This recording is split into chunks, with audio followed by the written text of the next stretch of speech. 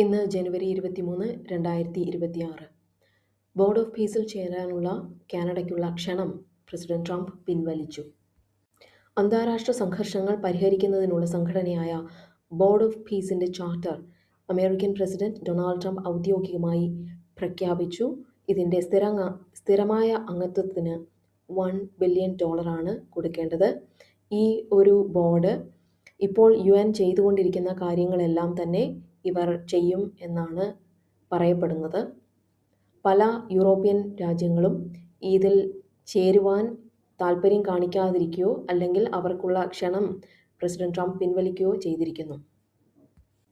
ന്യൂസിലൻഡിൽ ഉണ്ടായ മണ്ണിടിച്ചിലിൽ രക്ഷാപ്രവർത്തനം ദിവസങ്ങൾ നീണ്ടു നിൽക്കുമെന്ന് ന്യൂസിലൻഡ് മുന്നറിയിപ്പ് നൽകിയിരിക്കുന്നു. 6 പേരെയാണ് കാണാതായിരിക്കുന്നത്. ഗ്രീൻലാൻഡ് ഫ്രെയിംവർക്ക് കരാറിൽ എല്ലാവരും വളരെ ഹാപ്പിയാണെന്ന് പ്രസിഡന്റ് ട്രംപ്.